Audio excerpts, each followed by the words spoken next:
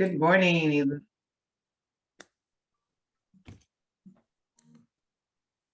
Good morning, Elizabeth. Blessings to you this morning, Thursday, my favorite day of the week, the day of expansion. Welcome, welcome, welcome to Run. RUN. Run is my acronym for your inner vision. How are you coming in?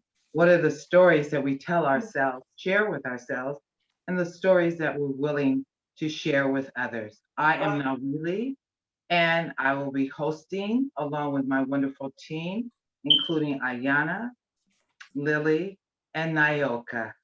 I'm grateful to be here. I feel so blessed that Queen Aduni has brought me into the fold. I am a California transplant into Detroit right now and very, very grateful.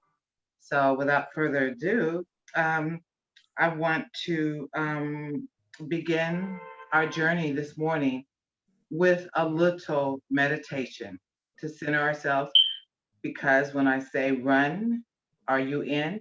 We're going to continue during the broadcast to go in. So we're going to start out by bringing our palms together. This is prayer pose, sacred pose. When we bring the fingers together, we unite the right side of our body, left side, symbolizing male energy, female energy. So let's gently press those together.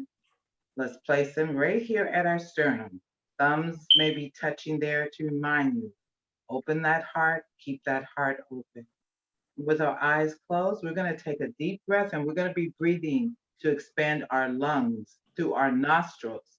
We're going to breathe in through our nose and then we're going to breathe out through our mouths.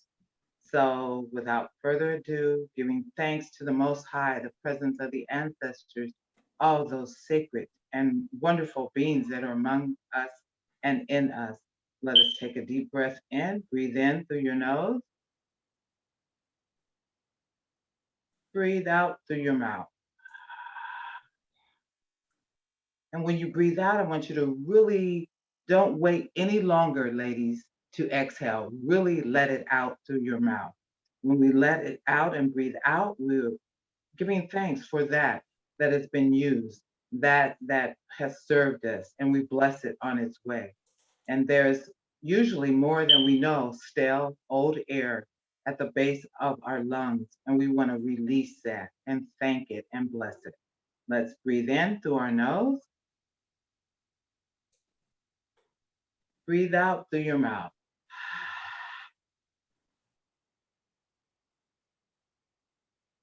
And one more time, let's breathe in through our nose,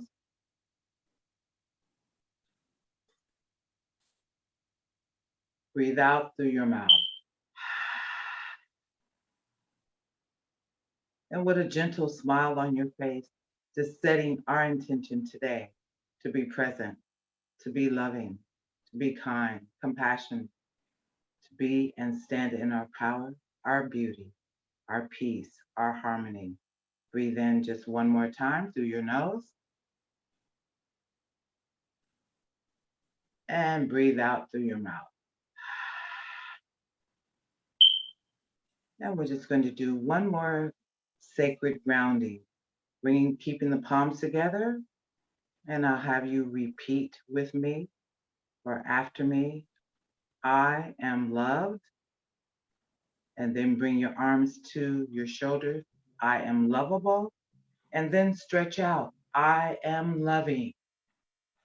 Head up. And one more time. Palms at your heart center.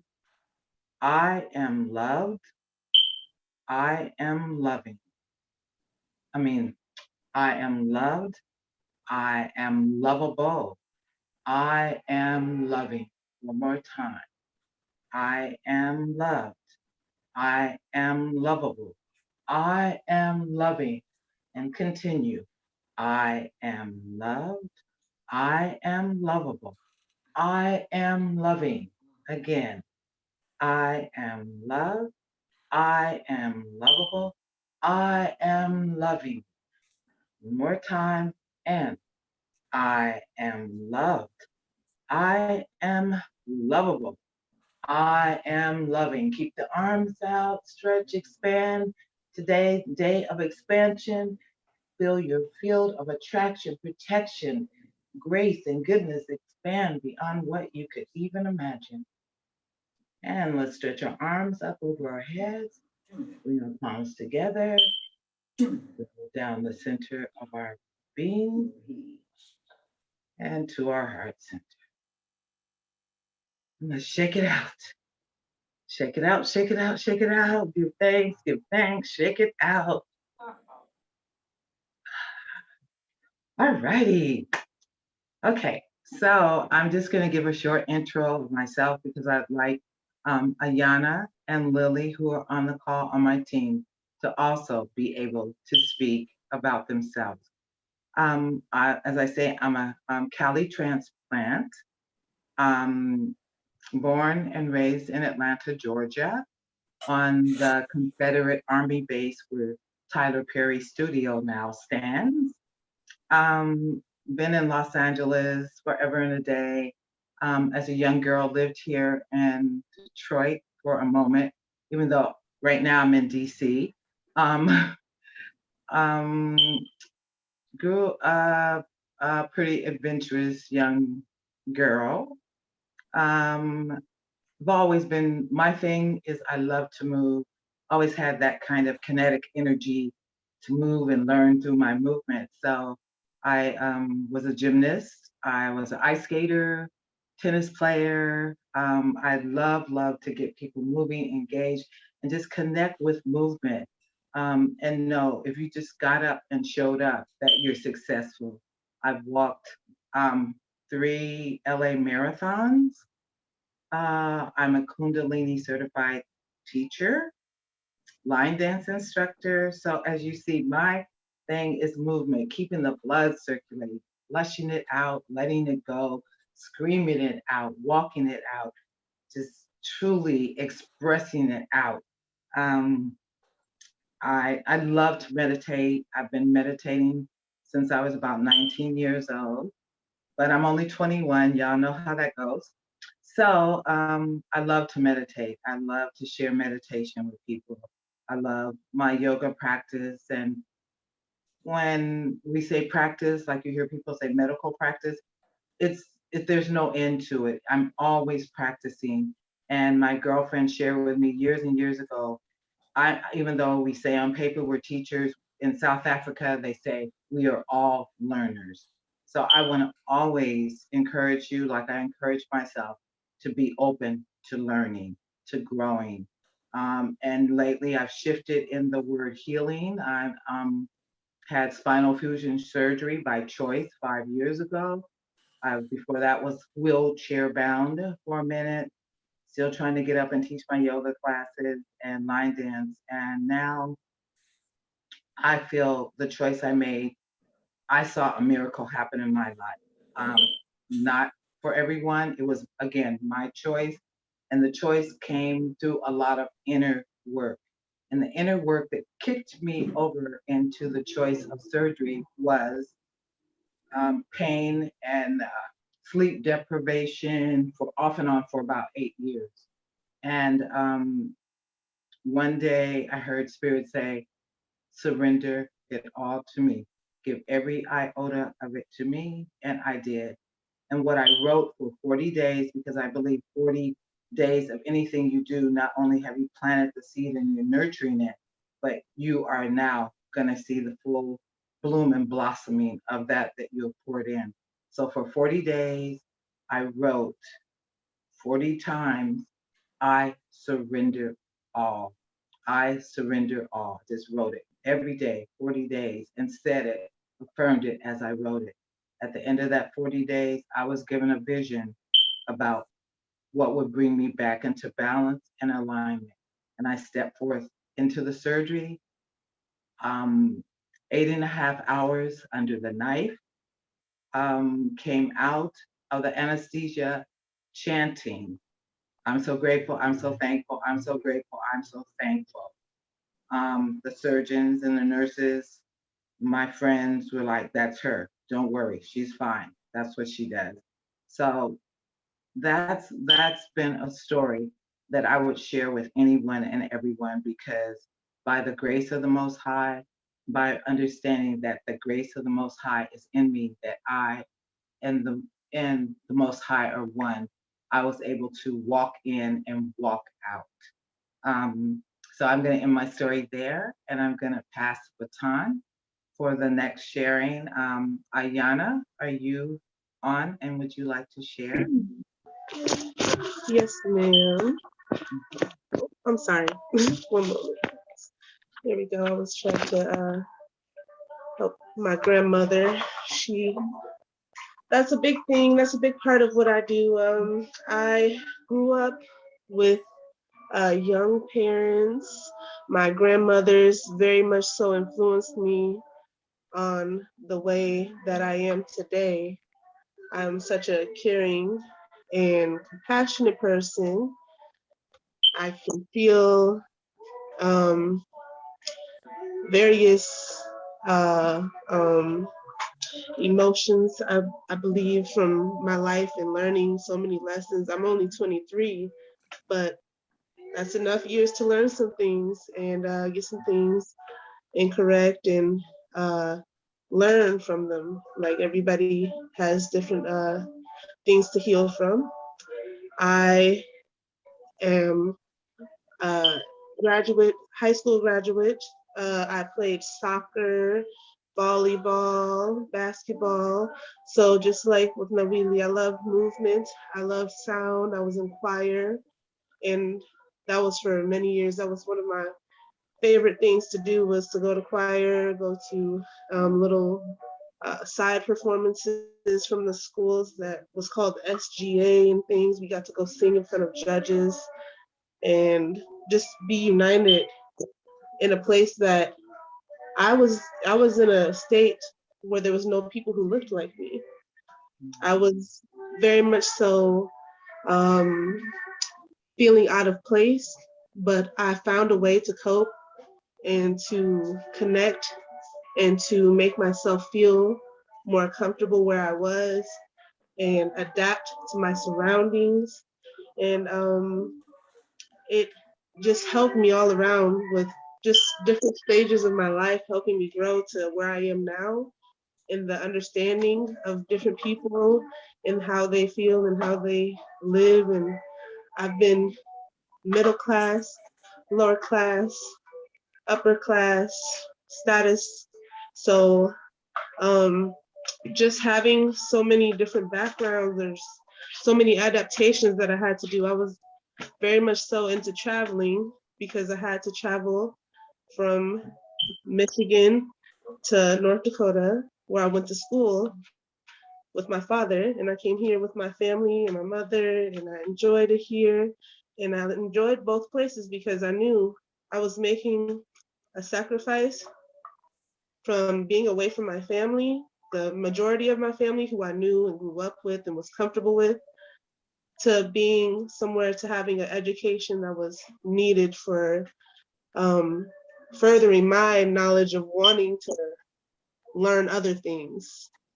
It helped me learn other ways and methods that aren't just taught to you.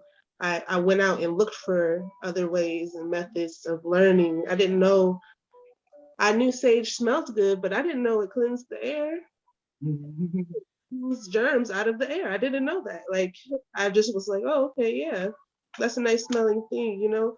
There's so many things that I didn't know that I went out and looked up or learned further and had further knowledge from elders, and I actually took the knowledge and I'm utilizing it. So it's I love learning. I love learning new things. That's the Gemini in me, I guess. Um, um, I just love learning, and I would like to help students or younger folks, not just students, but student aged kids, even younger than that.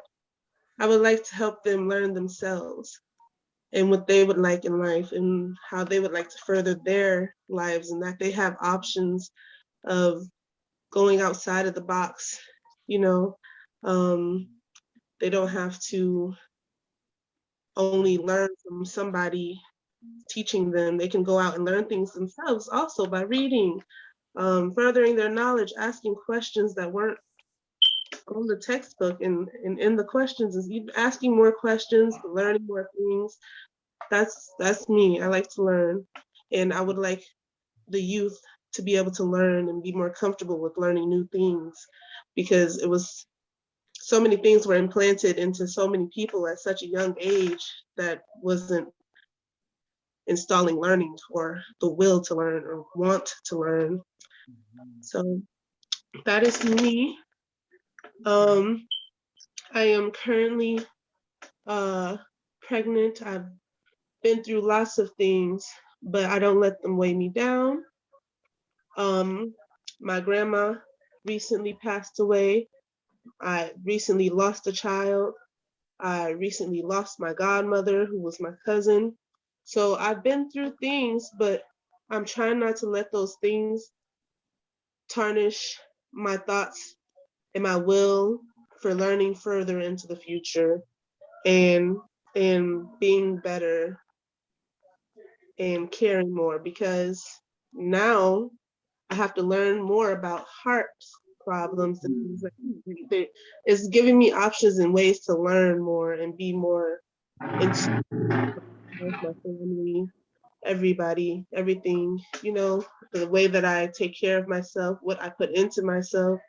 Um, it makes me put more thought into it. And so, yes, I'm willing to learn. I can't wait to hear from everybody else and to learn what everybody else have to say. I may have something to say about it. I am a Renaissance woman, I say, because I'm not a man, but I do love learning a little bit of here, this, that, and the other. So, thank you. Okay, For, thank you. So what you're going to hear during our sharing today is at a point I'm going to hit my chime,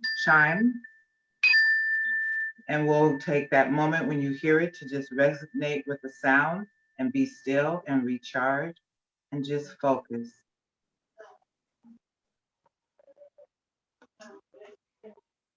So thank you so much, Ayana. thank you. We appreciate that. It's nothing like hearing someone share what their story is. I can honestly say I learned so much about you, but my story, I just want to interject really quickly how I even connected with Ayana and Lily and Queen Aduni out of all the women I could have connected with in Detroit. Um, I know it's divine. I was at an outdoor, I guess it's the Blues at the Park or something, and my niece was catering. She was one of the vendors selling tacos. So I walked around to many of the booths, building the energy, supporting somebody, purchasing, and I got to a point um, that it started feeling a little dark, the energy, and I started feeling a little uncomfortable in my skin. Um, I didn't know anybody in Detroit. Like I said, I was with my cousin, and all of a sudden, it's like a lit path or a light where Lily and her and Ayana were in their booth, and it's like spirit just swooped me over to them and connected me to them, and immediately I opened my mouth and started talking like I usually do. Immediately felt like they were my sisters. They were my kindreds, my tribe. And we started talking, and from then on, I was like, let's stay connected. We just knew that a divine connection had been made. So again, I'm so grateful. You guys have been just a peace and a love in my heart. Um, I'm getting emotional. Like, finding your tribe. I know everybody understands family, and I had really high expectations coming to Detroit of connecting with family, and I'm like one of the oldest living on this side of the veil of my family. Um, and I gotta say, in my humanness, I was disappointed. So I just asked Spirit to show me my real family and my tribe. And that's what I call my real family and my tribe, Lily and Ayana, Queen Aduni, and those who I have so in my soul, my Yeah, spirit, my heart connected I'm with. for breakfast. I'm so, Yeah, oh, yeah, I'm for and yes, breakfast. I'm really grateful. So I think we're going to segue into run into Miss Lily next and let her share. And I just want to say that we are really grateful for meeting you. It's just a connection, an instant connection we made. And you can't find that everywhere. You Yeah, came all the way from California and we found the connection. We were looking for you and you were yeah, looking for us. It was a great yeah, connection. yeah, for sure. Hey, happy Hey, Thursday. happy Thursday. Welcome, Miss Lily. Thank you. Okay, first, I would like to say, wait, am I too loud, you guys? I don't know. I'm a little hyped up, a little nervous, a little excited, all in one. I'm You're gonna take a good. deep breath. Give us that Okay, energy, girl. We got it. Come on, we can handle yeah. it. So first off, I'm gonna give thanks for breathing. Yeah. Yeah, It's a blessing.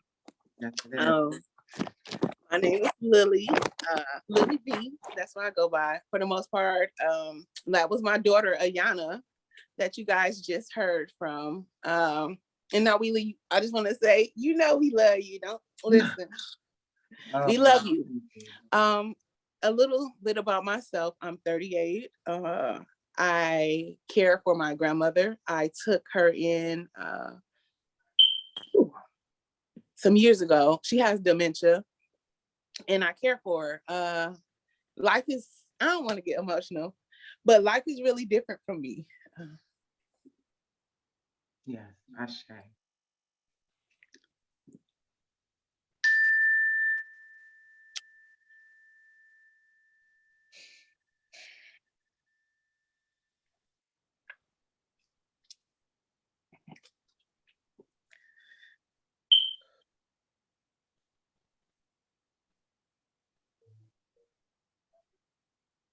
Hmm. Okay. Life is different for me. My mom passed last year. So everything that I'm used to leaning on, like, you know, calling and stuff like that, is I can't call the person that I usually call. So it's pretty much me. Uh, I get pulling, you know, from people that I can to do different things, as in handling stuff for my grandmother and just a lot of stuff. I was recently in the car accident the other day, and my grandmother was in the car. My daughter was in a car, and I'm just really thankful. These tears are not really sad tears. It's just like overwhelming and happiness. So these are what these are. So please excuse these, and we're thankful to be here. So that's one of the things I would like to say. I am thankful and I am grateful because we are here. I'm here to do this.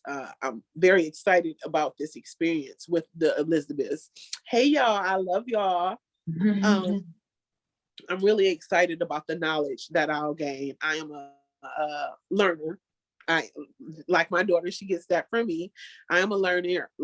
I love to learn different things. I was raised in different environments, so I've lived with different cultures. I lived around different cultures. I'm easily able to adapt. I call myself a jack of all trades, a master of none, and also a a chameleon, uh, because I can adjust in different situations. And also, I call myself a cool breeze on a summer's day, because that's how I like to keep it. I come in, I like to give, if I have anything to give, it's going to be something positive. I try my best not to leave a negative mark. We all have that in us. We all can do that. But what you leave is, you know, what you get. What you give is what you get. And I like to give as much as I can. I pour. I'm a pourer. I pour into people. It's just natural for me. I'm a lover. Uh, I love hard, and I'm very strong, extremely strong. It's kind of creepy to me sometimes, my strength, but I am strong. Uh, I do a lot of different things. I like to make waist beads. That's my business. I sell waist beads and yoni steams and stuff like that. Also, I do a little hair here and there. I do a little this and a little of that. So about me, that's pretty much, I'm a nature girl. I like to go outside. I love we have so many beautiful blessings and benefits that we pass up to go inside a building. I love to go outside. I love to let the sun shine down on me. I like to put my feet in some clean grass, and I hug trees. I like to smell the flowers, and I go out before spring hits hardcore. I look at all the buds before they blossom, and I give thanks because I know what's to come. Even though I have super bad allergies, I'm gonna go out there and sneeze my way through it because I love what we are blessed with. We are blessed in tremendous ways. And it's just about opening our eyes and paying attention to it. So that's pretty much me in a nutshell. I'm silly, I'm loud, I'm crazy, I'm loving, I'm caring. If I have it to give, I'm giving. Sometimes when I don't even have it, I give, because that's just me. And that's about it.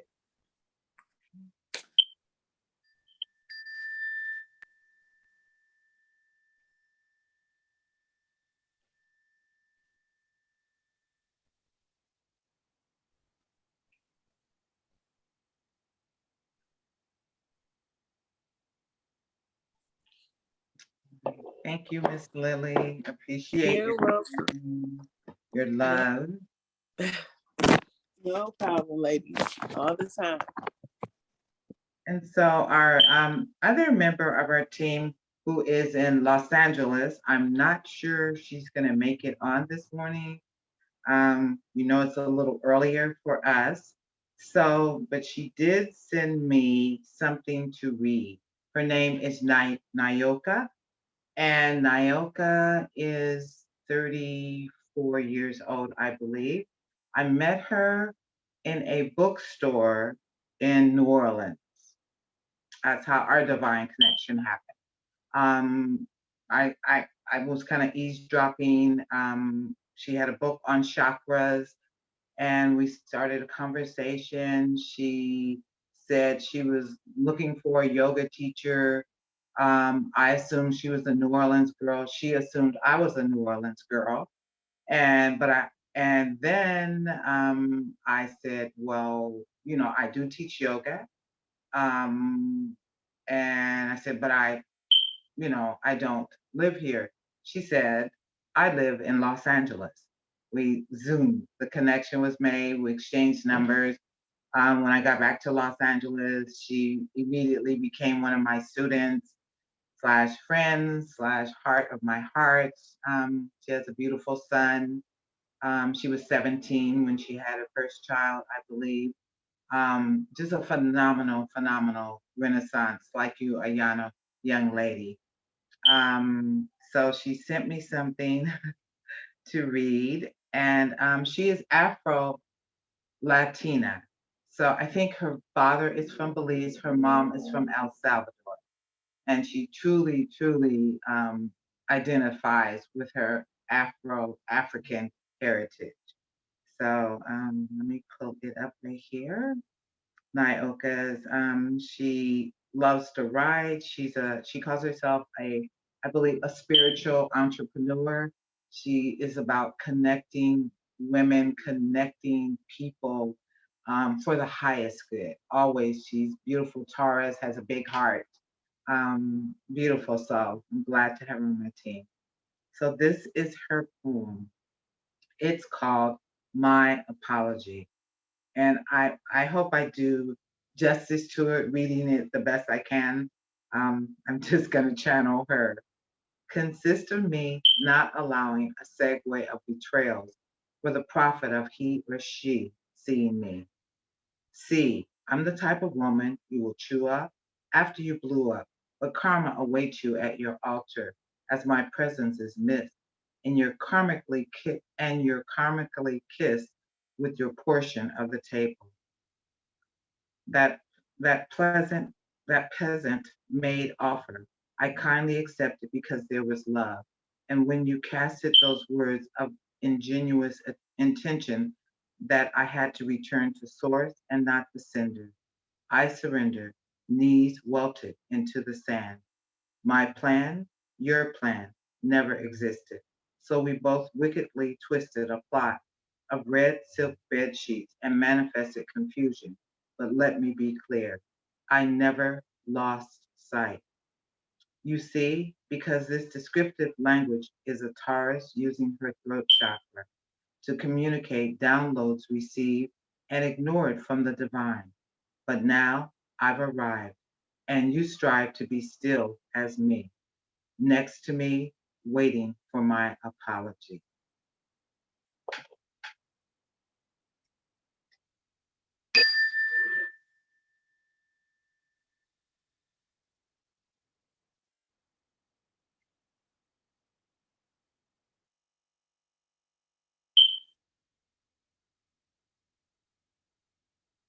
And that is the depth of the soul of our other member of our tribe, of our team that will be in on Thursday. Um, I want to just go into and open up for a bit. Um, if anyone would like or has a story they would like to share, um, and I feel that telling our stories is so significant, so important. Every story is vital, everyone is valuable. And I remember years and years ago in Los Angeles, there were big billboards all over the place before our opportunity of the last 2 years came. And the billboards said, um, tell your story. And they were all over the city. Um, it's so much can be gleaned from, I should say, sender and receiver as we transmute and translate and share our stories. So much alignment, so much balance, so much. I mean, I've listened to the stories that I share with myself. Some of them I know I shouldn't share with someone else. It may be that shady side or that side that's a little into pisosity, or, and those may not be the stories I want to share and continue to share because for me, it gets into that it's gossip. It's, it's just not a story that translates well and needs to be repeated. Now, not saying I don't go out and I might scream and holler, which is one of my places of release. And a lot of some of the yoga I teach, I just ask people in the middle just to scream and release it. Um, but I just know stories are truly valuable. And I've taken many tests where there'll be an essay question that says, write a paragraph or two about something that's impacted your life. And all of a sudden, it's like, what's that story that immediately comes up when you say impacted or touched or moved your life in certain ways? I'm just going to share one story before anyone may want to. One of my stories that's most impacted my life is in my, I guess at age 30, my eldest son transitioned. He was diagnosed with childhood leukemia at age 3. I was in a beautiful, loving community of learning, growing, and being in our culture, learning more about who I truly am as a spiritual being, as an African woman on this planet. And all of a sudden comes this opportunity. My son's diagnosed. I'm vegetarian. I'm like, rolling, just braiding hair. Living my life. And um, I, to hear that diagnosis, at first, it's a feeling of what did I do or what did I miss? So I'm rolling along with the story. I opted to go with the medicines of the hospital. A part of me was like, no, a part was like, yes. But when you see your 3-year-old son grabbing your hand every day, mommy, all these different things happening, you respond in the best way you have. I have no regrets. I'm not perfect, and I am perfectly imperfect at times. And so, what I found in choosing that experience, watching his hair fall off his skull, never may had the biggest fro, and me, a hair person, to see hair slide off into the bathtub one day as he was in the hospital. It was a shock. I can't, I can still feel that in my being, like all this hair we never were going to cut, and it's in the tub floating around him. And he's at 3 saying, Mommy, what happened? And I was like, we're going to have a new style. And one of the things I've learned, and all the mothers on this call, I'm sure you understand, or the recording will understand, you learn to be fast on your feet with your responses. There's sometimes when your children ask you, Mommy, why is the moon not kissing the stars, or why are the stars not going backwards? You start weaving a story. And the only way you get that story is you have to go in and pull sometimes from the deepest place of creativity, of passion, of love for your baby. So, um, I went through treatments with him, a lot of different experiences and side effects of the treatment. Again, this is my story. God knows, we make the decisions we make when we make them. And so, in being open to what I thought was the best and the highest at the time, I got a lot. I got these comments from different people in the community. Oh my God, you should come and give them this herb. You should get this herb. And by the time, this is 1985, by the time I aligned and hooked up with Dr. Sabi, it was not enough. Or, it was just, I feel at that point, his body was was tired. Excuse me, he had gone through a lot. And so he transitioned in 1988. Um, and I had never been to a funeral, memorial service, any kind of anything to do with death. But the blessing, we had joined a spiritual center that I began to embrace. Life has no beginning, no end.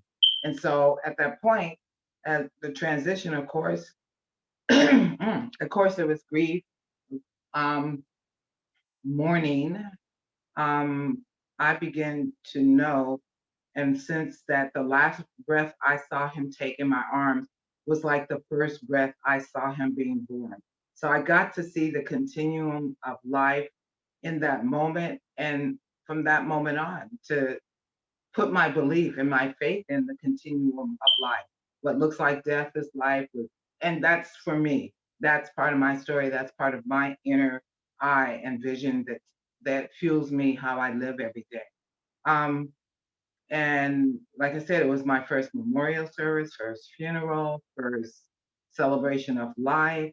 Um, and I got it. I got it that, we are eternally living and alive, and that how precious life really is. And anyone who has let go of a beloved like that, of course, you never think, especially with children, that you will let go of your child first. Um, but I believe he took an assignment, and his assignment to come to this earth place where his earth coat was divine in and on time, and that nothing happens that is not in perfect alignment and in time. So, very important again, I feel, to go in each and every moment that you have, to remember that every time you take in that breath, what it's doing throughout your whole body, every time you blink your eyes, just to go in and just be. There is such a sacred place and a sacred space when you get to turn within and say, I'm so grateful. And I am indeed grateful so much.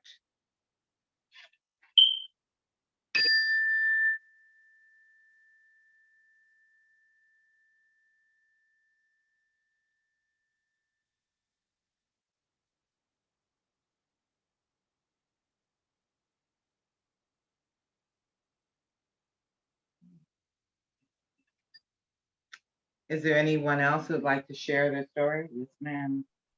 Yeah, I would love. I did. I texted to you.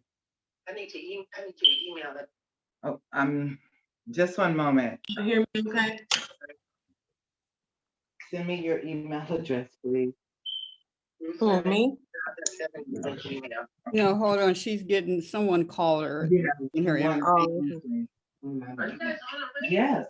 And while we're doing that, I want to encourage you that when you are speaking, definitely that you bless us with your presence and not your picture or just your name. And also I want to welcome all of you. I am Aduni, Queen Aduni, and previously known as Sheila Everette-Hale. And I thank every one of you Elizabeths for showing up, for truly you are an Elizabeth just by showing up. You've shown up with others that are pregnant with visions and dreams. And so just thank you for being here.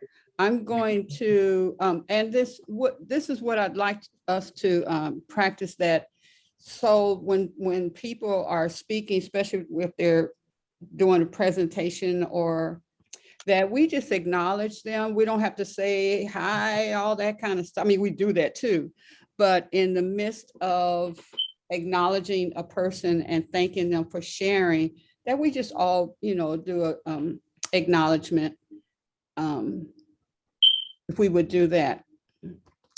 Yeah, so I'm going to mute Nawili, and at peace, you may so graciously share with us. I know you got a lot of stories, as we all do, especially every year of life. So I'm going. Yeah, I can hear you. Let me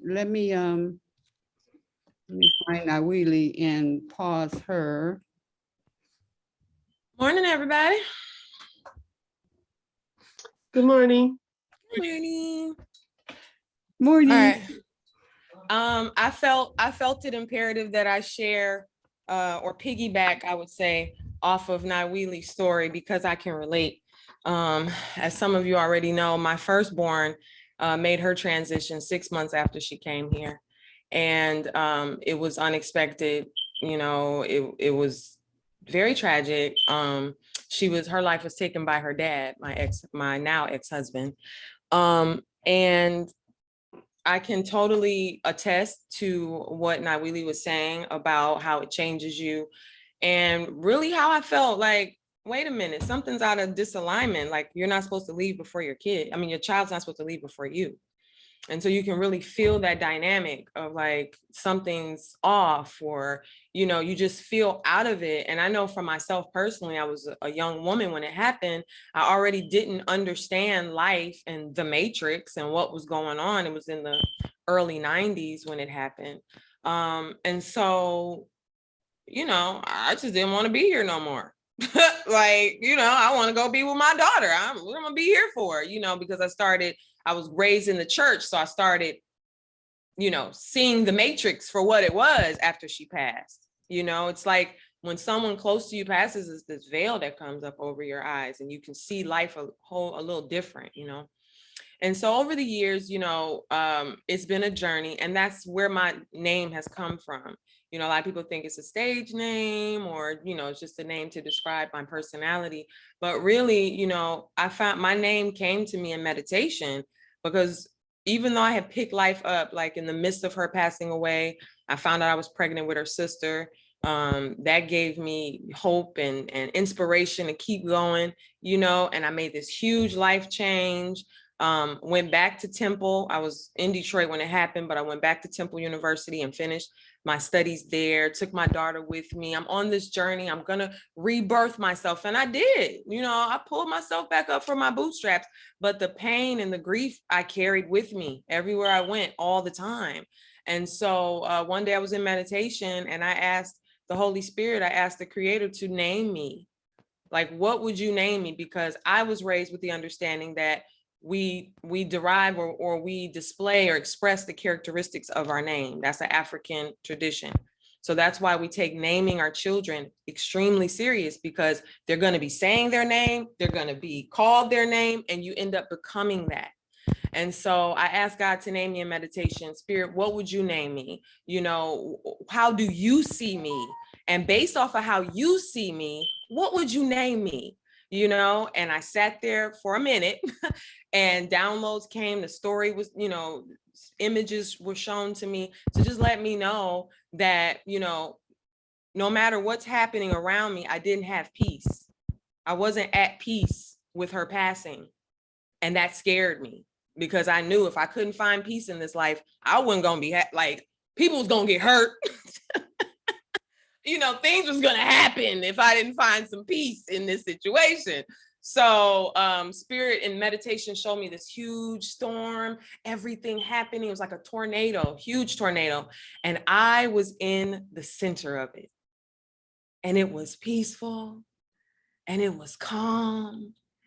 And even though all this stuff was happening, they showed me walking through or walking in the middle of the tornado. And I'm playing and dancing and laughing and feeling so good. And I'm like, wow, I am so at peace here. And Spirit said, that's your name. Huh? Wait a minute, hold up. What you say now? What you mean? At peace? That who's gonna call me that? Like, okay, Spirit, I asked for it, you gave it to me. I'm gonna go ahead and rock it. You know, and then they begin to show me all of the beautiful souls that will attract to me because of this name, all the changes in my world that'll happen. Like it started to show. So back in the 90s, well, early 2000s, this was 2000, literally. So 22 years ago. In 2000, in that meditation, Spirit showed me what this name was going to represent in the world. 22 years later. Here it is. You know, I had no clue that I would be on this path of goddesshood, that I would be helping women, that I would be doing. I had no clue. I had no clue that the effect that my name would have on the world and have on me, because now, 22 years later, I am at peace, honey. Can't tell me nothing. You know, I am at peace with myself. And that right there, that's priceless. You can't find that in a store, you know? So Nawili, I thank you for this opportunity to share, and thank you for being vulnerable enough to share. And hopefully all of us, you know, will have that freedom to be able to kind of just share and express. But yeah, it's a different, you see life differently when your child transitions before you. You get to see this world for what it really is. And you get to be like, oh, this is what we doing. You know what I'm saying? And you just have to roll with it, you know? But one thing is for sure, two things is for certain. Most High don't make no mistakes. That's one thing the Most High don't do. I can attest to that. And so all these years later, to be able to say that my daughter's passing was one of the best things that ever happened in my life is a testament to the Most High. I cannot take responsibility for getting to that point. Only the Most High could get me there. So thank you, Nawili, for sharing that and allowing me to share.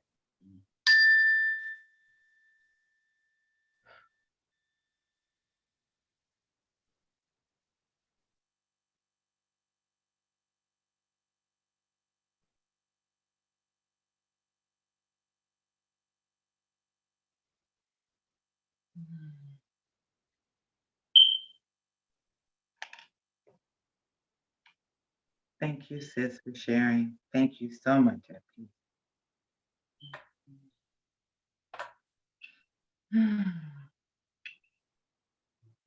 And so the floor is open to anyone else who would lovingly like to share, or excitedly, or whatever the feeling is. Please, please. You're in a safe place. No judgment here. Good morning, ladies. Good morning, Juanita. Hey, Juanita. Thank you Grand all for Rising, Juanita. Grand Rising, my sisters. Oh, I'm so grateful to be a part of this sister circle. It's such a blessing.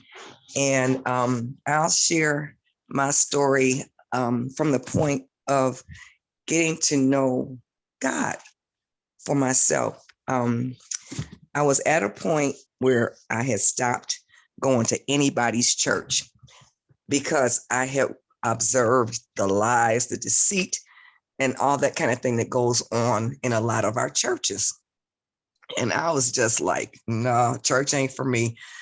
I just let it go. I didn't really make up my mind to find God on my own or anything, but I came to a point in my life where everything that I had been striving for several years kind of just fell apart. I had been, I prepared for nursing school by taking my prerequisites at WC3 over a period of several years, probably about 4 or 5 years while I was working, and got into Wayne State's nursing school. I was supposed to only have 2 years to completed the first year.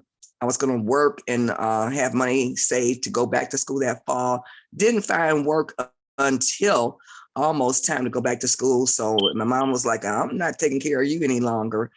And then during that time, while I was at WC3, one of our classes had was some type of anthropology class that had taken us to New York. And I had met a young man there. Actually, he's a little older than me. He was 17 years older than me. And he came to Detroit and looked me up, and we hooked up. He was Muslim. And so he had a wife, and I was good with, okay, so I'm going to be your second wife and blah, blah, blah, blah. Didn't know that he skipped a step in the process. He had not gotten permission from the first wife yet. Oh, yeah, that's a big step. Very important step. Very And important. so, yes, I didn't know that. And so 2 years going on with him. And I don't know if it was him getting sick with leukemia or whatever, but I wound up going to see him in the hospital in New York, stayed with my sister wife who hadn't known about me before. Just those must have been 2 nights or something like that. She and I rode the subway together from her apartment to go see him in the hospital. She and I each held his hand while he was laying in their hospital bed. And, he talked about how grateful he was, how blessed he was to have these 2 women in his life. But I could not go forward knowing that she had been deceived. And she was not happy with having been deceived. And we had a sister bond time during the time I was there. And when I came back from New York, I knew that's not going to happen. So those 2 major things that I had been, working towards in my life, they fell through at the same time. And I felt like, what's the point in living this life? I've never been materialistic. So there was nothing materialistic that excited me about being here on earth. And I realized that, okay, you can spend your whole life working for something, and then in a split second, it can all be destroyed. So I'm here. Why? Because what? Nah, I don't think I want to be here. I think I'm ready to go. And I started trying to figure out ways to check out. Oh, no. And God got to point across to me that, hello, you didn't put yourself here. You didn't make that choice, not in this conscious body, but it came across as what gives you the right, what makes you think that you had the choice on when you are going to check out. And I say, okay, God, so if I'm going to be here, then I'm going to be here to serve you and to do your will, because it ain't nothing else here on earth that even entice me. And so that was my commitment in 1980. And I said, I'm on a mission to find a church home. I went back to a church I used to go to, and I want to share my testimony about coming back home to God, blah, blah, blah, blah. And in the service, they had testimony period. And I had my hand, I was one of the first hands to go up, and they weren't calling on me. And I was like, how come they not calling me for my testimony? I had my hand up before this one, that one on the other one. I discovered upon observing that those who got called had dollar bills, big dollar bills in their hand. And I said, oh no, this ain't the church for me to come back to. And so in the meanwhile, my cousins had found their way to the Temple of I Am 10 years before, which I still regret that it took me 10 years behind and to find my way there. So that was one of the churches I explored, and oh my God, I found my way home.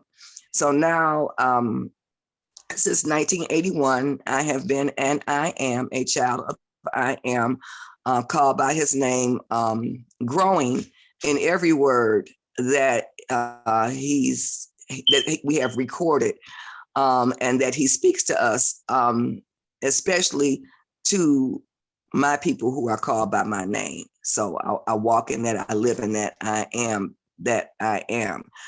And 40 years now, last year.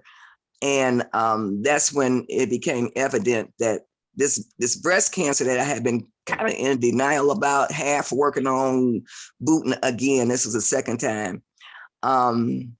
It was at a point that it was kind of having its way with me. It's like, oh Lord, did I come these 40 years in your name to let something like this take me out? And so fast forward, God has brought me into this circle of love, healing. It's been this whole new spiritual journey, because what happened was I recognized that I was not going to heal from the physical cancer until I healed spiritually, and recognizing the spiritual roots, the trauma, childhood traumas and anger, resentments, bitterness. The Bible tells us the reason we are sick, the reason there is sickness among us, because we have anger, bitterness, wrath, all that negativity. And, this is being discovered by so many of us, and even scientifically, but it's in the word. It's been in the word all along. And so I had to own that for myself and take a look at, what anger is, what bitterness, what resentment, what wrath do I have working in me that's eating at me? And oh my God, talking about cleaning out that closet.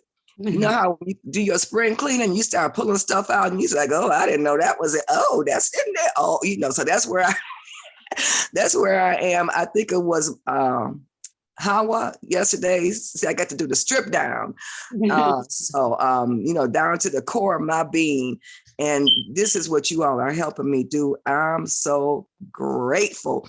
And I know that this is only to help me to evolve into the person I need to be, to do the kingdom work that is before us, because we have such a work before us to help deliver our people from this madness that is going on this earth.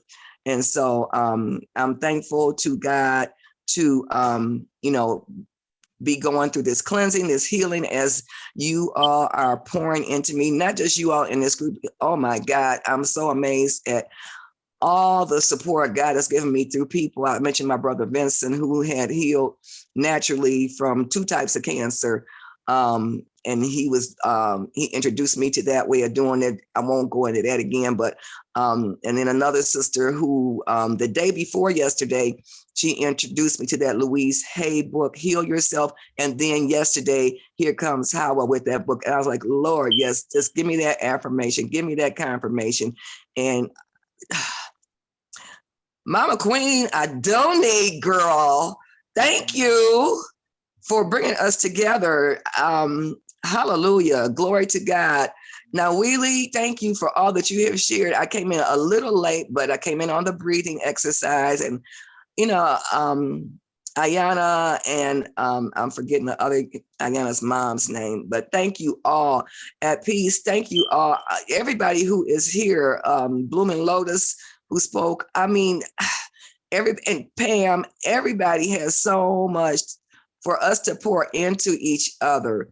I believe that, I am brought me into the group because he wants all of us to know more about our personal relationship with him through his name. So much power in that name to be able to recognize that the name, the one name that God shared with us in answer to the question, what is his name? That I am, that is the source that gives each of us the power to say, I am anything, and to have that relationship, hopefully, prayerfully, my 40 years of being an I am will shed a little bit different kind of light for the group that will draw us.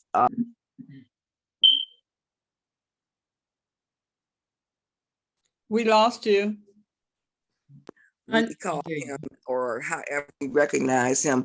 But I'm grateful to be able to share this perspective on our Father, our source. I am, and Thank you all so much. Y'all don't, ooh, you may know how valuable this is, but I don't think any of us here really realize the depth of the value of what is happening between us and taking those next steps into the future for our people to, because one thing I mentioned again, one thing God told me when I first became a fitness instructor, when I realized that was key to me staying healthy. And I had done a Zumba training and I was like, oh Lord, I'm an old fat girl and I'm gonna be teaching Zumba. Like, ooh, I don't know. And God told me, enjoy and help us save my people. So I'm grateful to be one of us. Yeah. Glory to God. Hallelujah. Thank you. Ashe, ashe. Thank you. Mhm. Mhm. Well, while I'm got my I'm mic back up. on. Oh, okay, go on, Sheila. Yeah. Oh, we're gonna take a break. Go ahead. No, go ahead if you want to share. What I wanted to just piggyback on Sister Juanita is you don't know in your words, in your sharing, how you have poured into us. Mhm. You poured in so many yummy bites, appetizers, full course meal, just in what you just shared. And I just want to say, Asante Sana, gracias, mercy, mahalo, thank you, thank you, thank you. Thank And you. and also to peace, starting this off at the beginning of the week with the affirmation, I'm willing to change. And what I want to add to that, another couple of affirmations are to be willing to change, you have to welcome the change in and allow the change. So, yes, we are ready to change. We are willing. We are ready. We welcome it. And most of all, we allow the change to happen. Oh, that's good. That's some good stuff right there. And yeah, that's some good stuff. I had just a little quick as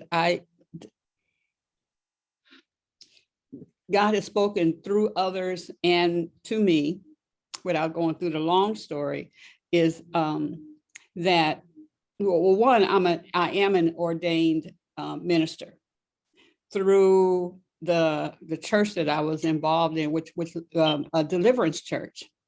And I'm talking about deliverance. Pastor Renee was not playing, not playing at all. I mean, the whole casting of demons, I've done it. I've seen it actually happen. And so no matter what people believe, I saw it happen. I was involved with it happen, freeing people. And from whatever they are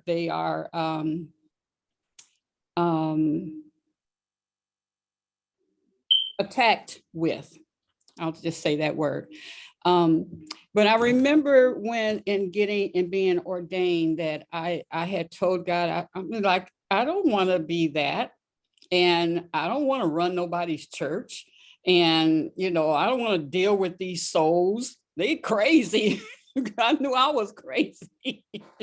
And so I always knew I ordained as an apostle. An apostle is one who goes and opens up churches in the Christian world. They go open up churches, set everything up, get the people in there, get everybody settled, and then they're gone on to the next thing. Well, I realized that that's what I do business-wise. And I remember Dr. Miles Monroe, which is why we're doing this. He's the one where I heard the Elizabeth from. And I remember him telling one guy who was over a lot of businesses, that's what he did. And he says, he told him, he says, young man, I don't want to see you up besides just speaking somewhere. You are not to run a church. You are not to do this and that. Your ministry is to entrepreneurs. So we don't have to be stuck in a church, in a building, or even with a particular religion, to have your own relationship with God. And so when I was blessed with this gift of Elizabeth, which I asked God for, it was my 40th birthday, if you haven't read the story. And my mom had called me and told me, said, you know, that man that you like, Dr. Miles Monroe, well, he's going to be in Detroit. Miles Monroe is from the Bahamas. And he spoke on purpose. And I've never heard anyone, especially in the church, talk about, you know, purpose. What is your purpose here? And so in that's when he gave me he ministered Elizabeth. And I remember when we were sitting there at the end, I was sitting at the end of the table and people were going and getting books signed and stuff like that. Dr. Miles Monroe was standing right beside me.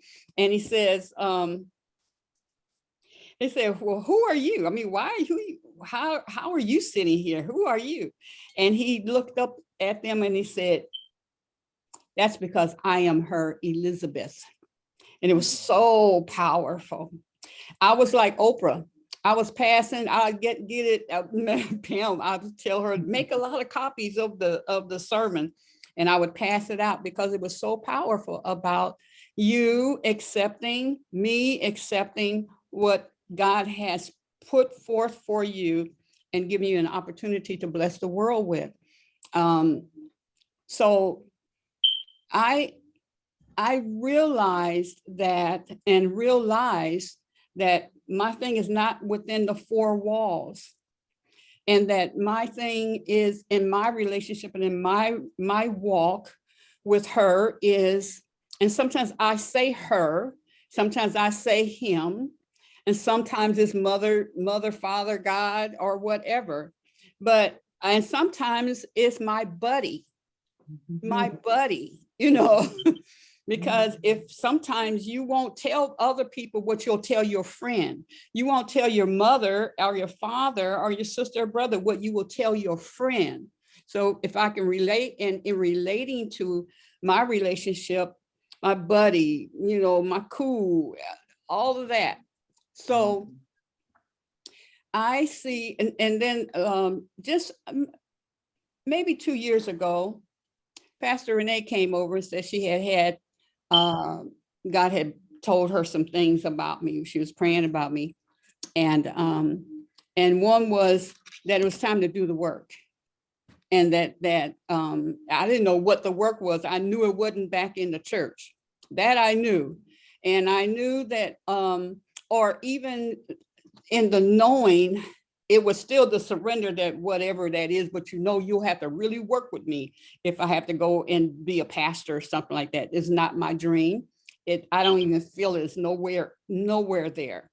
But anyway, it was dealing with Elizabeth. For years, we've done Elizabeth. This is so anyway, we've done events for five times. So that's like the annual. And here, now the world has opened up for the sisters that I have met and brothers, because brothers are also Elizabeths. But this is the female energy of Elizabeth, and being able to bring all the sisters that I've met over years, I'm 69 now, over the years, I can see where everybody's at, and I'm always interested in what you're doing and how you can make money at what you love to do. And I know some people say it's not about money with me, but I'm gonna tell you, money is important, you know, because I can't even bless you. My son called yesterday needing some 200 and something. I want to be able to dish it out. And I want to be able to dish it out doing what I love to do, not doing something that I have to do in order to get the funding to help other people. But I just wanted to say, you know, to share that trusting the walk it out, trust that walk, what At Peace went through with the baby, and what Nawili went through, and all you other sisters going through cancer and all that kind of stuff, or any other illness, that we just walk it out and trust. And this is what I learned through, that was Conversations with God, the book that I was reading, that we all who was that was saying about it never, that it never ends. Life never ends. And so we just walk it out, trusting that this is going to fall into my lap. This right here is going to fall into my lap. But it took a lot of other things to happen. It took, unfortunately, the COVID thing to open up the world and the minds of all of our people, period. People on earth, to be open now to do things online. Otherwise, it wasn't going to happen. Something else would have happened to make it. But then it opened up. We opened up because we had no other source. We could not touch each other. We could not come together. And so here it is. I didn't know what this ministry is going to look like. I know how important all of you sisters that I knew before I met Lily and Ayana, but all of you sisters have been into my life, and I've always acknowledged you as Elizabeth. So, my story is just simply just trusting the process, walk it out, know that it all plays some part in the development of you. And we never stop being, never stop developing, and you never stop impacting people. On Edie, in her last days, she wanted me to get two people together, her son and her granddaughter. And I said, well, Aunt Edie, are you sure you want to, that's going to be some issue? She said, girl, nothing bothers me at this point in my life. Nothing. So it was like the older you get, the more you experience, the more you're able to share, the more you handle things better and all of that. So I just wanted just to share that in the sense of, trusting that all of it is all part of, like when Nawili said that you just recognize it, that if a baby leaves here, it's not, they left too early, or they were supposed to be here longer. What is that? They did what they were supposed to do, whatever that is. Now, what we need to do is to tap into what was that. If you don't get it, what was that? What was his purpose? And then know that, we think even people trying to kill themselves, suicide, and then they can't do it. It's because you can't usurp authority. Authority is spirit. And if it's time to go, so you can go on and do whatever is next, and then leave those who are supposed to learn from that and minister from that. It's just a beautiful thing when you can just see how it all works, not understand necessarily, but when you can we cry and all of that kind of stuff, and we miss them, but we learn and we grow, and then someone else comes into your life that very thing you can turn around and share with that person, and it delivers them, it frees them, so I thank God for all of you, and I know that we're here for a purpose, and it is not just to have a good time. It is so that we learn from one another and we get filled, because we give out so much. Yeah. Who was that said that you give from your salt?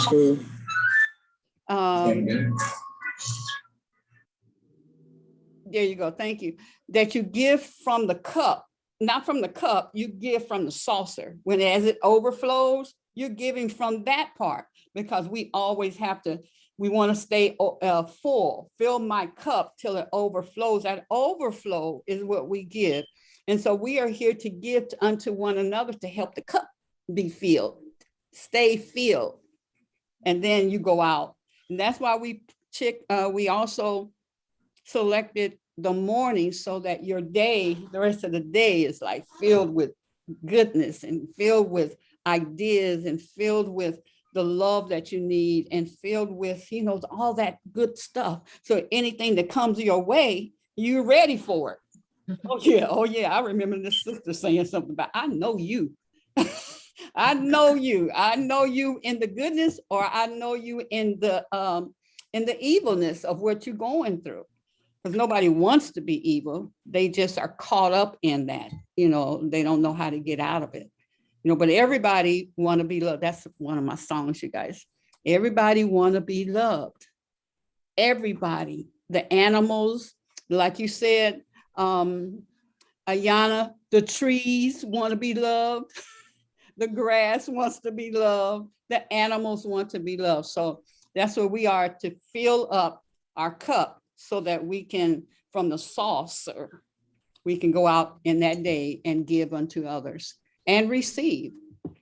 And that's my take. Asante.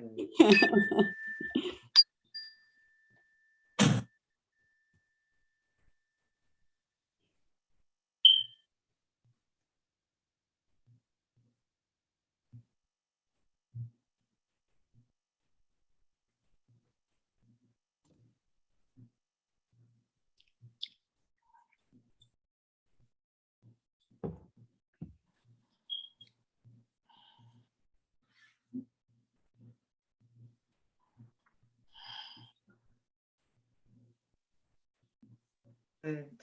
I would keep it flowing if anyone else would like to share. And Morning. I do have a good morning. I Good have a morning. guest. Yes, I have a guest after we've shared that. Oh, is that Miss Ruth? Yes, it is. Okay. Can So, you hear me? yes, can everyone hear her? Can you hear me? Yes. Yes. Yes. So this is my invited guest Okay. from Los Angeles, Reverend Ruth Lemon. Thank you so much, Reverend Ruth, for being able to connect. I know this is a different hour for you, but we know that you are full of power, so any hour will work for you. So Every hour. Every hour works. every hour. So I met Reverend Ruth many times. She is also a master hairstylist, entrepreneur. She's a powerful, wonderful, wonderful spirit. She speaks truth, she speaks beauty, and she speaks that feminine power like no woman I ever met. So I'm just going to share a story about her, you know, a little snippet of her being in the pulpit and saying, you know, when she gets in the pulpit, she looks fine as wine. I'm going to tell you that. And she will always tell you that Spirit told her to put on her red panties because she got to look good from the inside out. So without further ado, that story, she knows the truth. I'm going to let her have the floor and let her speak. Welcome. We love you. Good morning, ladies. It's a pleasure to be here from Los Angeles. I was trying to get into the Zoom and I had a little problem, but you know, it always works out. I actually had listened to some of what you were saying and I was trying to think. I said, okay, Spirit, tell me, which story should I share? Because I'm a cancer survivor. I've had a granddaughter who was stillborn, so I know about the times that infants are supposed to stay on the planet and why they're here. I have owned a business where it became a healing institution for so many women. And I also always operate out of the divine feminine energy. So I have an organization called the Red Tent where women gather once a month because only women bleed. And so we come together and we discuss the power of the divine. And I want you to know this morning that each one of you is a divine, that the energy that you're sending out, even if you're just sitting and listening, is shifting and changing the planet. I was listening to the young lady, Ayana, the other day when she talked about a healthy living lifestyle and food. I checked in. And I think that this is one of the most positive organizations that I've had the opportunity to talk to in a long time. Thank goodness for the internet opening us up for the connection. So I think this morning, if I have time, I'd like to share a story because the queen that just got through speaking talked about the prosperity of working in the spiritual universe. And so one of the things that happened for me a while back is that I was doing what people typically do. I worked for the County of Los Angeles and I had a good job, I had a good income, and I had gone to cosmetology school when I was 17 years old and graduated and got my license. while I was working for the county, one of my relatives called me and told me she wanted me to come to a church because she thought that there was something there for me. At the time, I personally agree with the Queen. I don't believe in church because I think the world is a church. I think that every part of the world and everybody on the planet is teaching and healing every day. And so I never was into church. So I told her, I said, okay, I'm gonna come over there. I'm gonna sit in the back because if I don't like it, I'm gonna leave. But when I got there, one of the things that they talked about was meditation. And the instructor told us if you take 15 minutes a day to meditate, you will see your life change. So I challenged the idea of meditation. It had nothing to do with prayer, church, or anything. It was just something new that I wanted to try. So every morning for 15 minutes, I would get up and meditate. And I would sit, and he told us to practice breathing in through the nose, blowing it out the mouth, getting a focal point. So I did this every morning. But while I was doing it, the idea of growing a business began to develop in my consciousness. And I was like, where is this coming from? Because I have a really good job. And, a lot of times when we're on a good job, we say, I can't quit because, I'm making all this money. But the idea wouldn't let me go. And so finally, I told my husband, I said, it's time for me to start using my cosmetology license and I'm going to quit my job. And of course, he had a fit because he was saying, well, what are we going to do about money? I said, don't worry, I don't know. But I think everything's going to work out fine. And so every morning I got up and I did the 15-minute meditation. It didn't require that I do any formal process or anything. Just sit and learn to be still and quiet my mind. But you know yourself, when you meditate over a period of time, your mind begins to become still because all of a sudden you realize that you're in a zone of peace, that you don't hear the outside sounds because you've allowed yourself to step into the energy of God. As I did that, I started working in a small salon because I didn't have any clients. I needed to practice because I hadn't done hair and I don't know when. And so I got into this hair salon, $10 a week. The lady told me to pay because she couldn't be there and she wanted to keep the shop open. So she said, you give me $10 a week and come to my shop every day, you're good. But when I got there, I had no clients. And of course, by then, my husband was hustling me about money. But what happened is when you trust God and you take that time to take those 15 minutes of meditation, the shift begins to occur. So what happened is people would come to me and I was doing the best I could, but they were paying me good money. And I was like, wow, they're paying me. I'm not doing that well. So I got invited to a workshop. And I went to the workshop, and when I was there, I met a lady by the name of Omar Nefertiti, who owned one of the largest hair salons in Beverly Hills. And she hired me in as an apprentice. When I went to do her apprentice program, and she took me on a tour of the salon, she said, I have one more room to show you. And the room that she showed me when she opened the door was painted purple, which is the crown chakra color. And she said, this is where I do my meditation. You can join me in there sometimes if you'd like. And I knew that I was in the right place.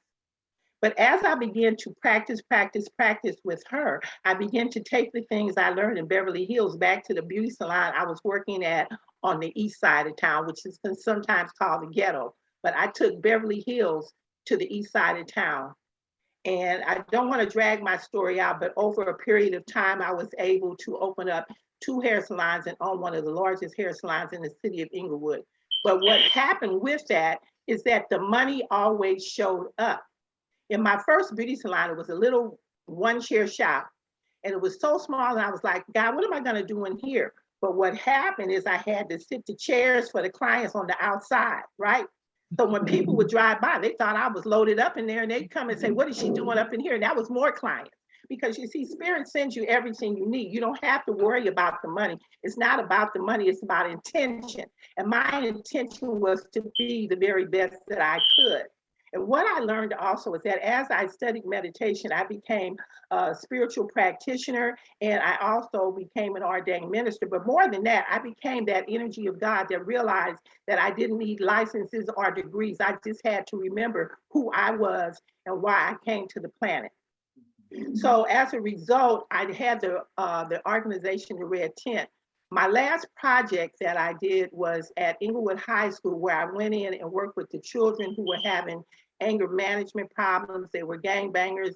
And I went in and taught them meditation and chakra healing without really letting them know what I was doing. I taught them how to utilize colors to shift the energy in their lives. I let them write stories about things that were going on with them. And then we would talk about the story like it was a real book so that they could see what was going on in their lives, how the plot was sticking, how they were set up, how they lived in the history of their neighborhood and not the history of who they were.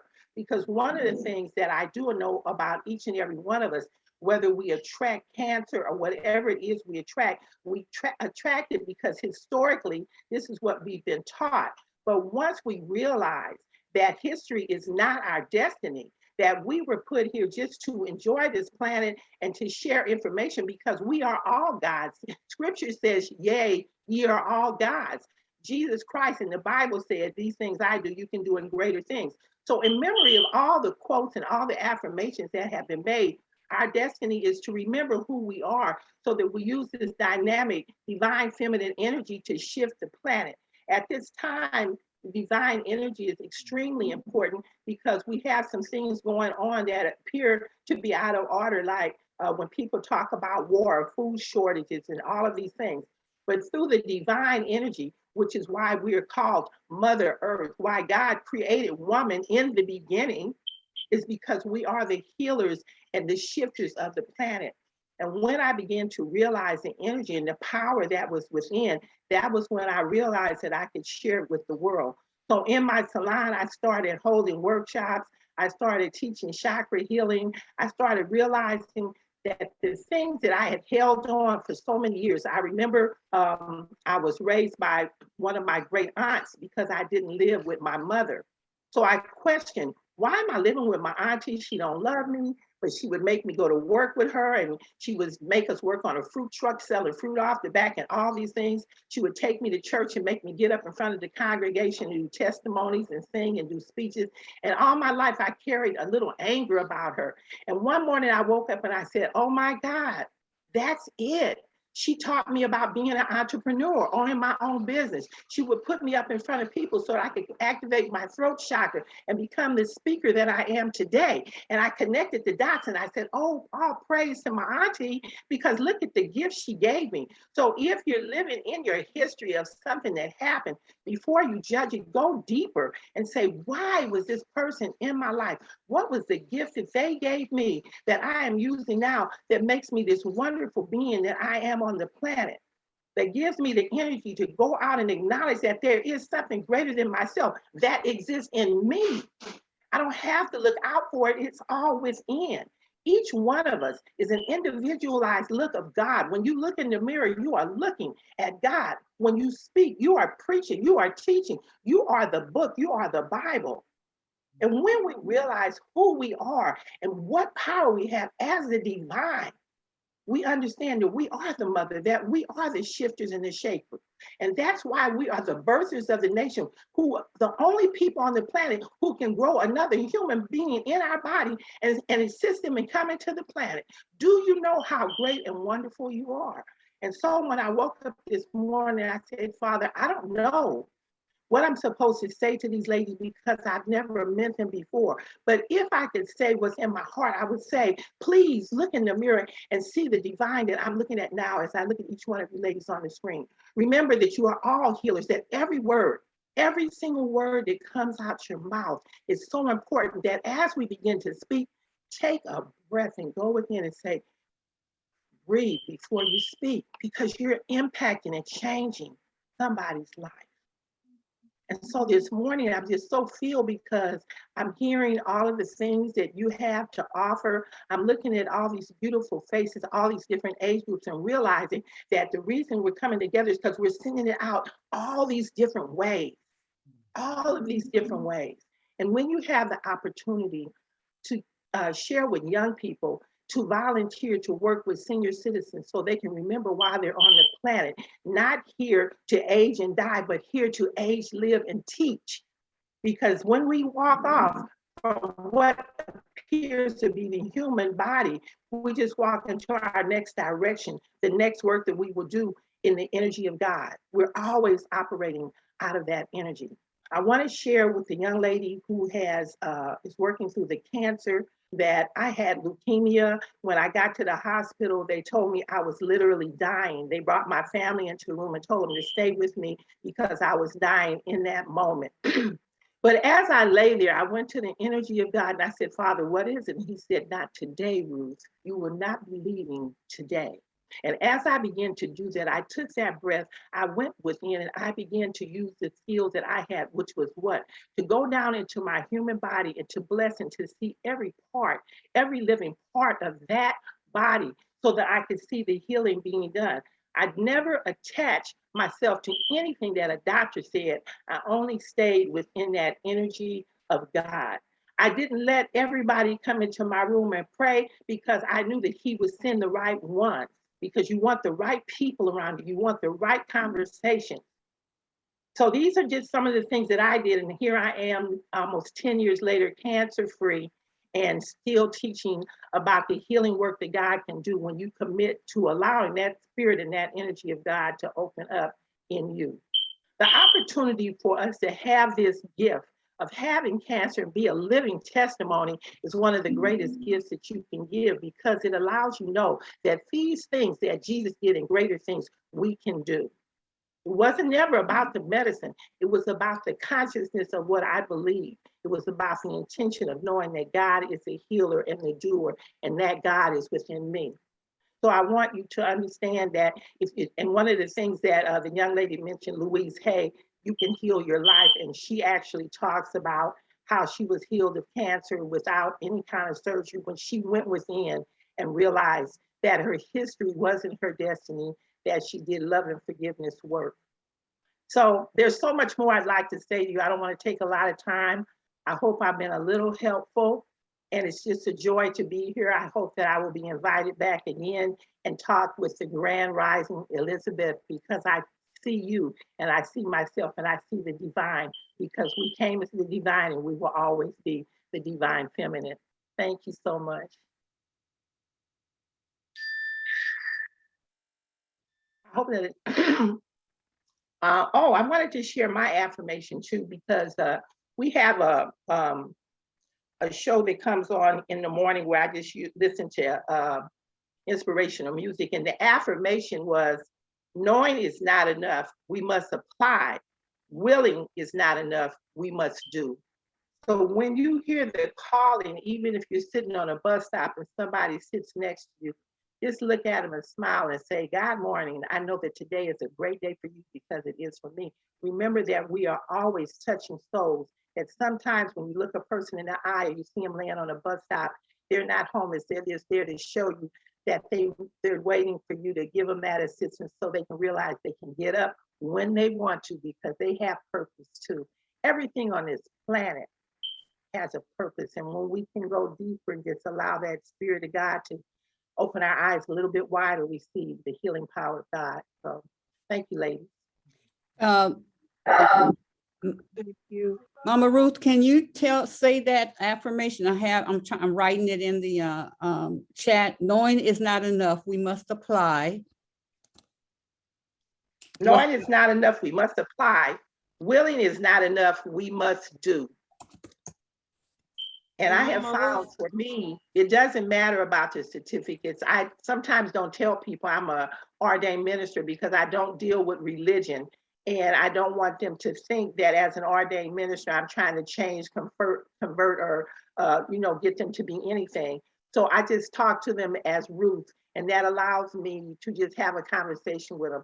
And as you know, if you believe in God, it's always going to show up. So it shows up in the manner that it should. We're not here to be saviors because nobody needs saving. Everybody has worth. You just have to know that you are that energy of God, that everything about you, every part of your body, no matter what size it is, no matter what shape it is, no matter what it looks like, it's a vision of God known as whoever you are. If we all looked alike, what a boring world it would be. Each one of us put here in our own individual likeness, because when you see yourself, you see God as God sees you. Mama Ashe. Ruth, Yes. I have a question. Oh, I've been hearing a lot about the red tent. Yes. Someone mentioned it to me a couple months ago. Have you heard about the red tent? I'm like, no. And then later on, someone said it again in another circle and stuff. So can you just tell us a little bit about what the red tent is? Well, we started, my girlfriend's here in the back. She's my partner. She's over there eating her breakfast. But we started the Red Tent about, I'm going to say 25, 30 years ago. And I had read a book called The Red Tent written by a woman named Anita Diamante. And I actually called her and I talked to her about what inspired her. And she said, because the idea of the women being healers and the idea of the women being prophets and all of these things had been such a small scale written in the Bible that she decided to write about what the women did in the tent. The red tent is where women come and gather. You talk about everything. You talk about birthing, you talk about cooking, you talk about medicine, you talk about healing in any way that you know, and you share so that each woman can go out and share more. And we invite every woman into the tent. We hold workshops. A couple of years back, I did a big event in the park where I had women come from every healing aspect. We had book writers, we had storytellers, and just anyone who wanted to contribute. And it was all about the women doing the presentation and bringing in more women, bringing in children, bringing in little girls so that they can know how powerful and wonderful they are. And sometimes my friend says, why didn't you open it for men? I said, because it was for women. And sometimes it's okay for something to be for women. But in the change in the world now, and because of all of the different ways that people present themselves, the Red Tent has an open door so that I do workshops for everyone, but primarily for women. And you can join us from the East Coast sometime. We can come there. You can come here. We can do a Red Tent. Okay, so then we're on the same vibration, because while you're talking, I'm sitting here like, I have a collective that I do similar work called Sister Sharon, where women come together and we just encourage each other and just be together for a few hours, just be a woman. Then you can go back out into the masculine world, So I think that, I think you and I could make a great collaboration here in Detroit. So I want to talk to you more and get your contact. Of course, and the reason is it's very important that we open up the divine, because we are the ones who send out the center of love, the mothering love. And right now, that's what's needed on the planet, because the only thing, this life is so easy. People talk about wealth, and I tell people I've been a millionaire my entire life because I realized when I have everything that I need, I'm the richest woman in the world. Yeah. Everything that comes after that is just a byproduct of my consciousness, of knowing that I am a millionaire every day. When I open my eyes and get up in the morning, I'm the richest woman in the world. When I need money as a result of that consciousness, it always shows up exactly when I need it. So I've never woke up, I don't wake up worrying about money. That's like something I don't think about. And it's because when I went through opening my business, I realized that if you do the work, the money will show up. Everything follows. It will supply what you need to complete and continue to do the work. And I'm not saying it has to be spiritual work. It could be whatever work you choose, because everything is spiritual. When you're at a job in a factory, or you're in an office and you're holding conversation, you're talking spirit, so we have a choice of whether we want to make it a negative or a positive. What do you want the words to be that come out of your mouth today? How do you want people to view you, and what do you want them to see? And without judgment, because if we can look and realize that each one of us is God, representing God, being God, then nothing is ugly. Nothing is bad. Nobody's handicapped, because handicapped people don't know they're handicapped until we tell them. But if you don't tell them, they'll do normal things. That's why you have people with no hands and no feet that can sing, dance, play football, and do everything that we do, because we teach. So what are we teaching on a daily basis? What are we saying about ourselves? So when we talk in the Red Tent, we discuss everything. Everybody has value. everyone. And when you realize that and you talk to them, then you're able to create a shift and a change, not only for them, because the change is for you. What does it do? It changes your heart and your mind and takes you out of judgment. So it's really important that we realize those things. And of course, I do a lot of chakra work because chakras, the alignment of our spirit is very important. Well, sister, I thank you so much. I feel like I've been in the red tent this morning, Thank you. and so much has come clear to me. You've helped me to realize why I behaved so strangely in the minds of many of my family members and friends back in, it was in 2003, 2004, that I made this big shift in what I was gonna do and stop doing things and I just thank you so much for the clarity, and I will share. Well, I appreciate that. Thank you so much. One of the things that I learned about myself is that I don't think I ever made a shift. It just was a natural flow. Once you start doing the work, it's just like a natural flow, so that people, they don't even remember who you were. They only see who you are in the moment, and they don't have any memory of that because you're who you are every day, and you live, and you are that living example. So you would shift. You were shifting, and you're shifting, but you're just being your true self. Okay, thank you. Which is wonderful.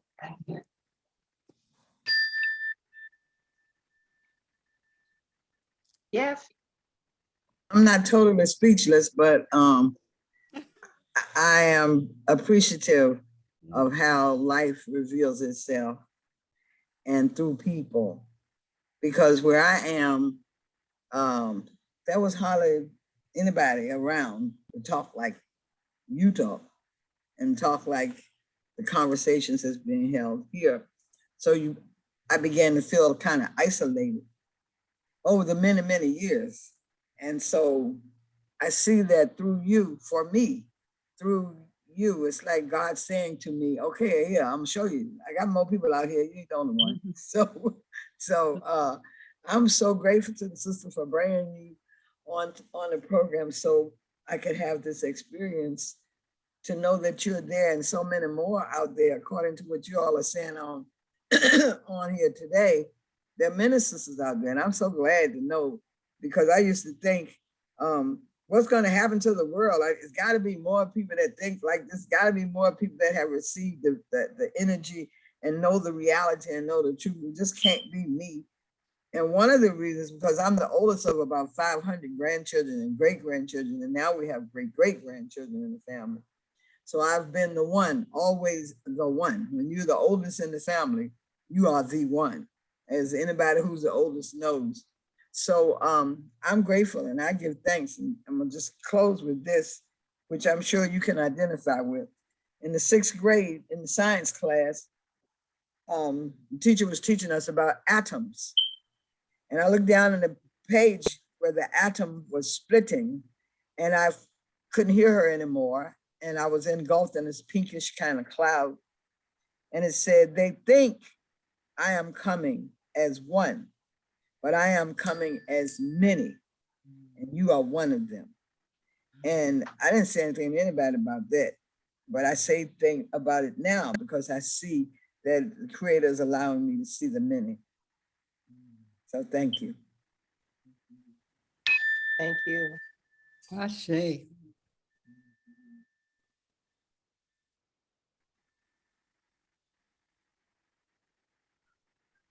So I'm looking forward to coming back there, Nawili, to visit. Oh, definitely. Definitely. Thank you so much, Reverend Ruth. This has been all of Thank us. you, ladies, for having me. Thank you, Nawili, for inviting me. Thank you all. I feel like, Reverend Ruth, would you mind, are you still on? I am. Oh, would you mind like leading us in a short like closing meditation? Well, I tell you, I'll do whatever comes out, okay? Absolutely. If it's a prayer or meditation, it's Okay, really. so if we could just all just be still and take a breath, breathing in deeply through your nose and allowing yourself to feel that energy and that dynamic spirit and energy of God. Knowing that as we, the divine feminine, have chosen to meet this morning, that we have changed and shifted the world with our thoughts, our consciousness, and our words. That the planet will never be the same because of you today. And I bless you and know that as you go out from this meeting, that every word that comes out of your mouth will be the words of God, that everyone you meet will feel your presence and know that I am the great I am, the divine feminine, known as whoever you are, blessing this day and giving out that energy of God, giving thanks for today. And so it is. Amen. So it is. I say. Ashe. Hmm. Thank you, Reverend Ruth. That was Thank awesome. you. Thank you, ladies. Thank you.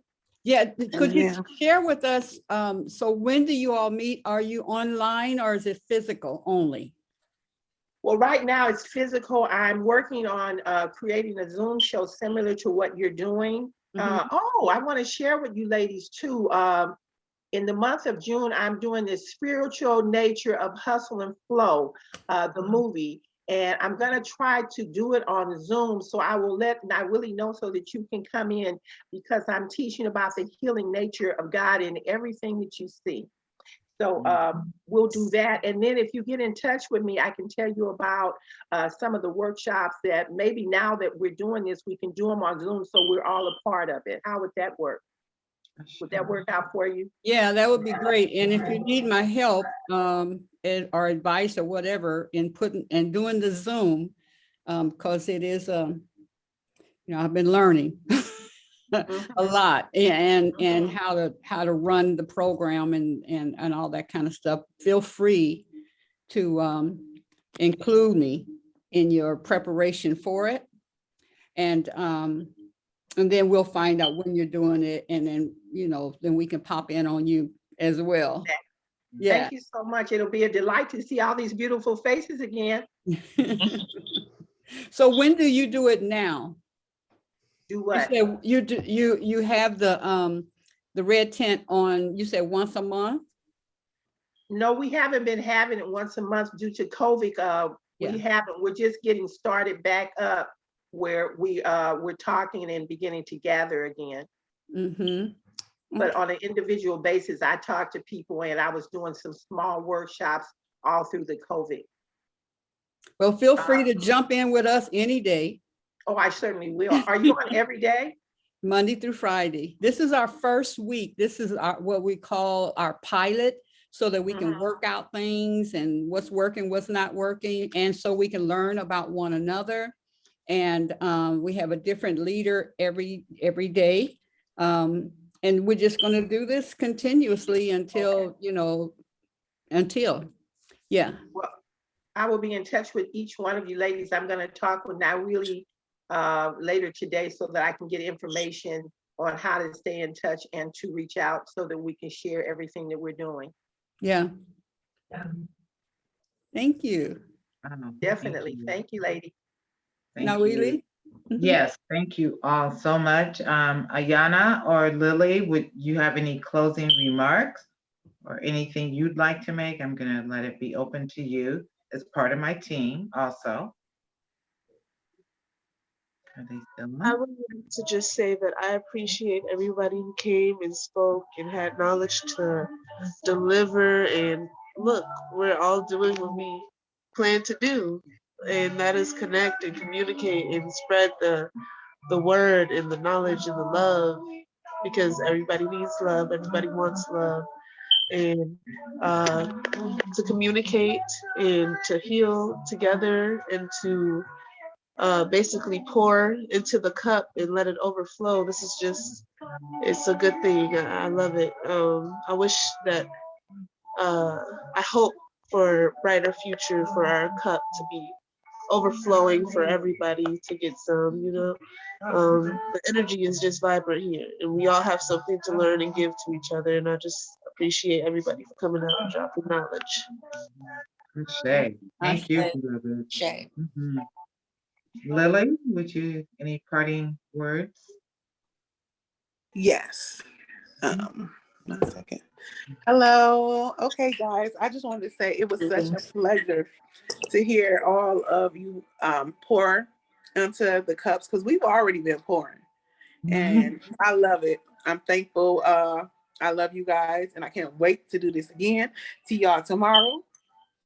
This is beautiful, and we got to keep this going. This is good synergy as a collective, and I hope, it's going to get bigger. So let's just, expand, expand, expand. And my word for today was, I had it in my mind, I swear I did, alignment. So we are in alignment. Yes. Heart Absolutely. to everybody. Ashe, Ashe. Thank you, beloved. No problem. You're welcome. Nawili? Yes, and thank you all for being on the call. This was tremendous for me because I don't do cameras. There's a lot I said I didn't do, but what I do best is surrender. That's right. And knowing that I'm an agent of surrender and move my feet. I'm so grateful. Thank you again, Reverend Rube. Thank you all who shared their stories, all who poured into the cup, and all who take the opportunity every day to go in and be still and to know who you are, why you're here. And I'm so blessed. This has just been a lot of flow for me. My new notion of myself is I'm a surfer, okay, so California coming through. I'm a surfer on a surfboard and I'm surfing through life. That's my new vision of myself. So to be here in Spirit showed me how to figure it out on my tablet last night. I'm in my friend's home in Washington, D.C., looking out of her window at the DC sky that's blue and a little warmer today. So a lot of flowing in my life. And I know without a doubt that I'm ready. So I know that y'all are ready. Thank you so much. My prayer today is just joy, joy, joy. And walk it out, walk it out, walk it out, walk it out, Right. walk it out, walk it out, walk it out. Yeah. Thank you, beloved. Nawili, I think Pam wanted to share something. Oh, groovy. Yes, Pam. Yes, yes. I just wanted to say, because, there's certain conversations that we have in the shop, and especially when, the men are there. And so I like to tell them that there are some things that are not in the Bible that should be. And I tell them, I said, this King James took some of that stuff out of the Bible, and I believe the stuff he took out had to do with why God really put us here. And so since it was a man that took it out, we as women, we got to show them who we are. We got to take back who we are because they don't know. So I just wanted to share that. I'm glad that, all over the place there, women are getting together and showing people who we are and why we are. That's what I'm. Yes.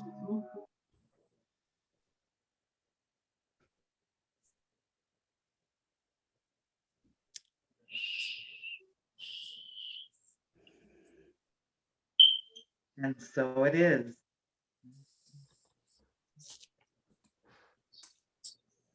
We will see you all in the morning. Tomorrow is myself and Danny, and we're going to want to know, is that Danny? Oh, there you are. Yeah, you want to invite people, our sisters, tomorrow? I've just been taking in all of the wonderful energy. I am at home. I am in Maryland right now. I came for a homegoing service for a very dear friend of mine. So I look forward to tomorrow morning.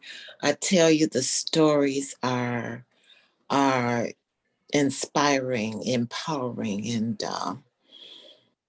and at peace. I just have no words. It was just awesome. So I look forward to the coming weeks of wisdom and inspiration that we will share, not with just one another, but with others who are willing to be enrolled in the vision. So I look forward to sharing tomorrow morning with the Queen. Okay. I And see. God will, Yeah. as God ideates, she is so amazing, and I know it will be amazing.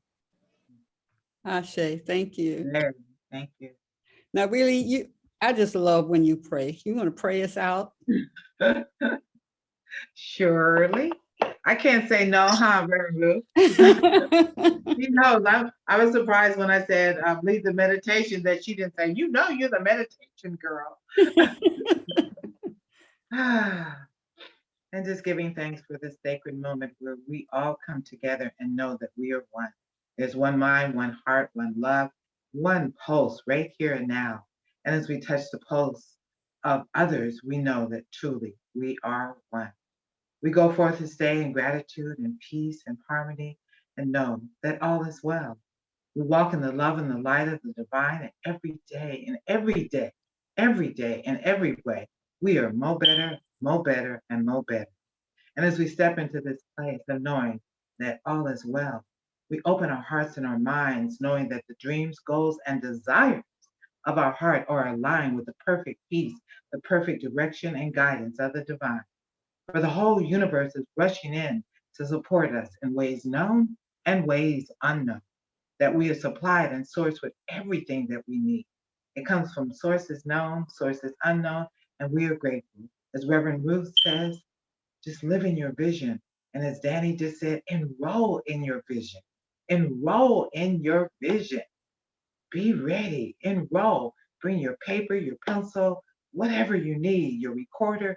Enroll in your vision and know that it is perfectly unfolding right now for us and for all, that we are sojourners of truth. And it is our time that we step forth on the planet this day as the powerful women, the goddesses, the queens, the princesses, ready. And we know that the divine is able through and as us, where we continue to align ourselves with that truth and know that we stand in it, we stand up in it, we rise in it, and we are ready. I give thanks for this glorious Elizabeth gathering, another day and another day doing in the divine perfect way. And in all of this knowingness, I give thanks knowing that all of our needs are abundantly met. We live in an abundant universe. There is no shortage, there is no lack, there is no limit. And in knowing this, we are protected, we are safe. I give thanks, I release, I let go, let us flow and know it is already done, sisters, already done. And so it is, so be it. Amen, Satnam, Namaste, Hallelujah, and right on. Amen. Everybody unmute yourself and say, Thank you all. God Amen. bless Right you. on, sister. Love it is. On and have Wonderful to All be is here. well. Thank you, ladies. all right, come back Thank you. tomorrow with I will- what you're I will passionate be about. back.